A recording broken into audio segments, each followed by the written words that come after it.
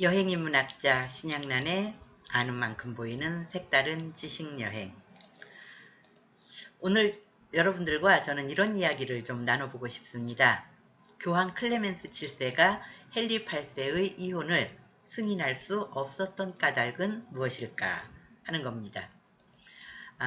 오늘 이야기에 등장하는 3명의 주요 인물을 소개해 드리도록 하겠습니다. 이 사람이 헨리 8세입니다. 이혼 문제로 굉장히 나라를 시끄럽게 했던 주인공이죠. 그리고 이 사람은 교황 클레멘스 7세입니다. 헨리 8세의 이혼 승인 요구를 받아들일 수 없었던 불가피한 사정이 있었던 사람이죠. 교황 클레멘스 7세고요. 그리고 한 사람 더 있습니다.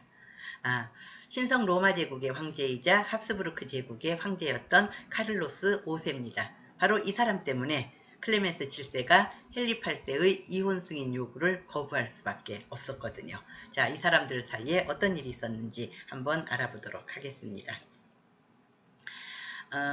헨리 8세는요, 첫 번째 부인이 아라곤의 캐서린입니다. 아라곤 왕국의 페르난도가 아버지예요. 아버지의 혈통을 따서 아라곤의 캐서린이라고 하는데, 두 사람은 정략적으로 결혼한 사이입니다. 정략적으로 결혼한 가장 중요한 이유는 프랑스를 견제하기 위해서 잉글랜드와 스페인이 손을 잡았기 때문에 그렇죠. 근데 사실 아라곤의 캐서린의 첫 번째 남편은 헨리가 아니었습니다. 헨리의 형 아서였죠. 그러니까 아서와 결혼해서 잠깐 동안 살았는데 아서가 그만 일찍 세상을 떠나는 바람에 시동생이었던 헨리와 다시 결혼을 한 상황이었습니다. 사실 정략결혼이라고 하는 것이 그런 겁니다. 필요하면은 다른 사람들 일반적인 눈으로 보기에도 이상해 보이는 그런 결혼도 어쩔 수 없이 하는 그런 게 정략결혼 아닌가 싶습니다. 어찌됐든 그 아라곤의 캐서린은 헨리와 결혼을 한 다음에 24년 동안 결혼 생활을 했어요. 큰 문제는 없었는데 결정적인 문제는 아들을 못 낳는다는 것이었습니다.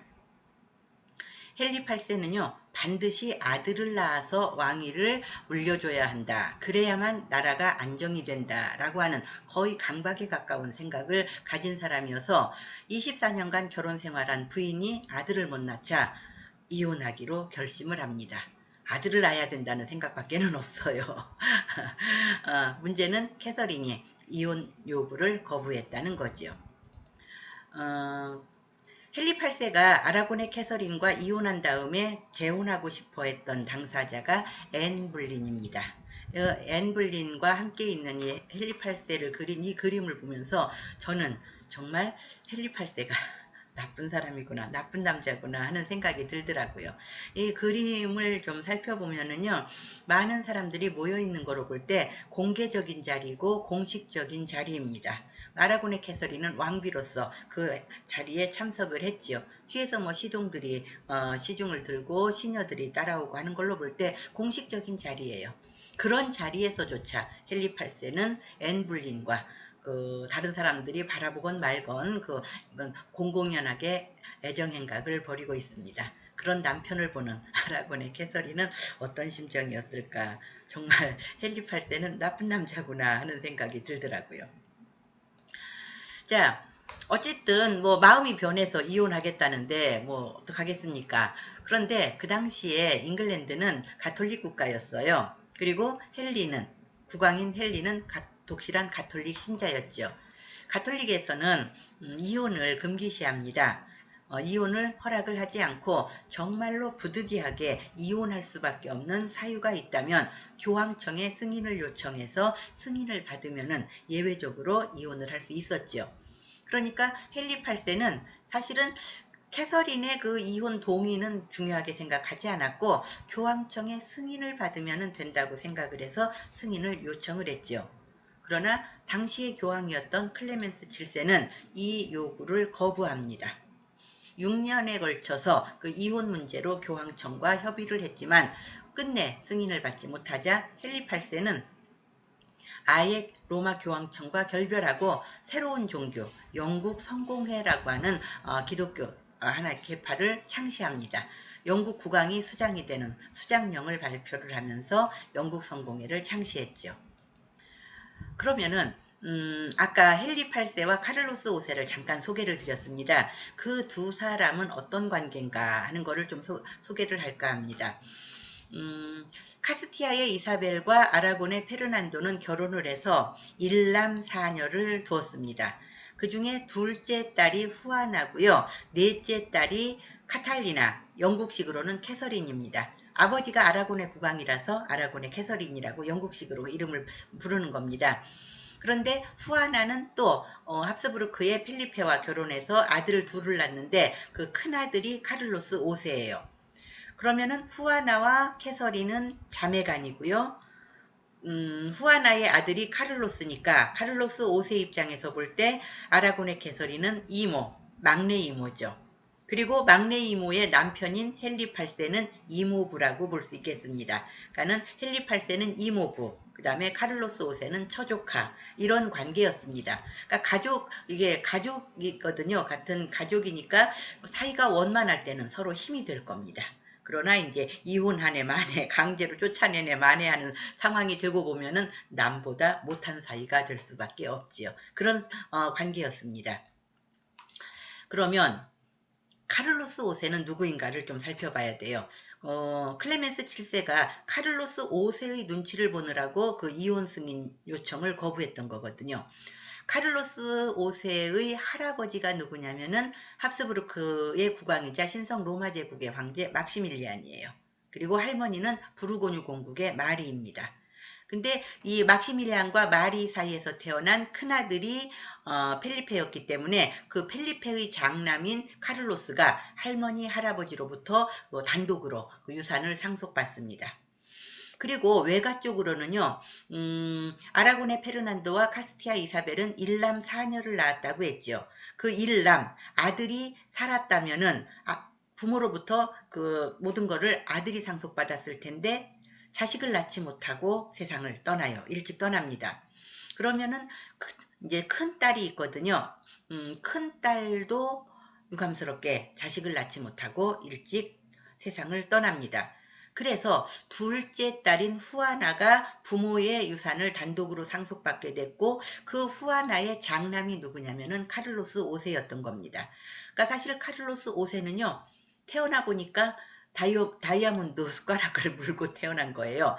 할아버지로부터 합스부르크 제국을, 할머니로부터 부르고뉴 공국을, 외할아버지로부터 아라곤 왕국을, 외할머니로부터 카스티아 왕국을 혼자 다 물려받은 거예요.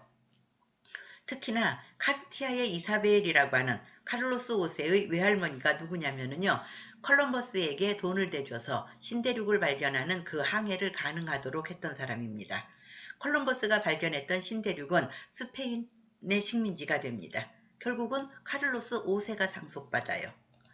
자, 이 지도 한번 보시겠습니다. 오른쪽에 연한 노란색으로 되어 있는 데가 신성 로마 제국의 영토거든요.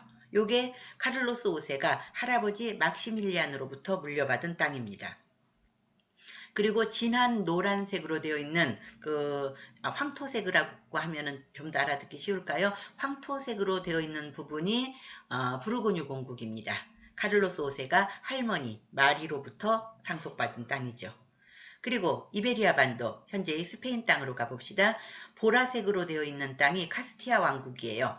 외할머니 이사벨로부터 물려받은 땅이고요. 그 다음에 빨간색으로 되어 있는 곳은 아라곤 왕국인데 스페인 땅에만 해당되지 않죠. 이탈리아 반도에도 그 아라곤 왕국의 영토가 상당히 있었습니다. 이 모든 것을 카를로스 5세가 혼자 상속을 받았습니다. 이 지도에는 표시되지 않았지만 신대륙, 즉 남미 대륙의 식민지가 또 스페인의 식민지였으니까 카를로스 5세가 물려받은 겁니다. 이러다 보니까 그 당시에 카를로스 5세의 세력은 대단했습니다. 이 그림 한번 보시겠습니까? 지금 중앙에 카를로스 5세가 앉아 있습니다. 칼을 들고 있네요. 매우 위협적으로 보이는데요. 그리고 카를로스 5세가 지금 독수리를 깔고 앉아 있는데 독수리는 신성 로마 제국의 상징이자 합스부르크 제국의 상징 동물이에요. 그러니까 이제 그 독수리는 그 카를로스 5세의 그 영역을 표시하는 그런 상징적인 사물이라고 볼 수 있습니다. 그런데요, 조금 크게 확대를 해보면은 카를로스 5세가 깔고 앉아있는 독수리가 입에 고리를 물었고 그 고리에 끈이 메어져 있는데 이 끈이 그 주변에 있는 그림의 맨 왼쪽에 있는 거는 이슬람의 술탄 슐레이만이고요. 그 다음에 그 옆에 있는 교황은 클레멘스 7세, 그리고 그 옆에 이제 투구 쓰고 있는 이는 프랑스 국왕 프랑소와 1세였습니다. 그리고 이제 카를로스 5세의 왼쪽에 있었던 이들은 뭐 공작, 백작 이런 사람들이었습니다. 무슨 얘기냐면은 그 당시 유럽 대륙에서 카를로스 5세를 꺾을 수 있는 세력은 없었다는 얘기입니다. 심지어 교황 클레멘스 7세까지도 그 앞에 굴복하는 그런 상황이 되었던 거지요. 그럼 클레멘스 7세도 잠깐만 소개를 드릴까요? 클레멘스 7세는 줄리아노 데 메디치라고 하는 사람의 사생아로 태어났는데 그 위대한 로렌조라고 하는 로렌조 데 메디치의 조카입니다. 그리고 그 전전 교황이었던 레오 10세의 사촌동생이에요. 이 메디치 가문이 그 당시로서는 경제적으로 굉장히 부유한 가문 아니었습니까? 그러니까 레오 10세가 됐든지 클레멘스 7세가 됐든지 사실 메디치 가문의 힘으로 교황이 되었던 사람들인데 레오 10세는 뭐 그럭저럭 봐준다 하더라도 이 클레멘스 7세는 사실상 교황으로서의 어떤 자질 문제가 좀 있었던 사람으로 보입니다. 일단 무능했고요. 그 다음에 모략과 술수에 능해서 카를로스 5세를 상대로 해서 배신과 음모를 반복하다가 그 분노한 그 카를로스 5세가 로마를 침공해서 로마를 대약탈하도록 만드는 빌미를 제공한 사람이 클레멘스 7세입니다. 그 로마 대약탈이라고 하는 사건은요, 1527년, 즉 클레멘스 7세가 교황으로 있을 때 일어난 일인데 그 카를로스 5세가 클레멘스 7세를 응징하기 위해서 용병을 이끌고 로마로 쳐들어와서 로마를 철저하게 약탈한 사건입니다. 이때 교황 클레멘스 7세는 천사의 성이라고 하는 데가 있어요. 바티칸에 가면은 그 천사의 성에 숨어서 간신히 몇 개월 동안 목숨만 부지했다고 합니다. 그때 일로 인해서 로마는 철저히 다 파괴됐고요. 교황은 클레멘스 7세의 위협을 피해서 목숨만 간신히 부지했는데 교황의 권위라고 할 게 뭐가 있겠습니까? 완전히 권위가 땅에 떨어지는 그러한 결과를 가져왔습니다. 그 사건이 언제 있었냐면요, 1527년에 있었던 겁니다. 요 그림이 바로 로마 대약탈, 1527년에 있었던 로마 대약탈을 다룬 그림인데요. 그 화면 오른쪽에 뒤편을 보면은 불타오르고 있는 로마 시내가 보이죠. 방화와 약탈과 파괴가 로마를 완전히 초토화시킨 그런 사건이었습니다.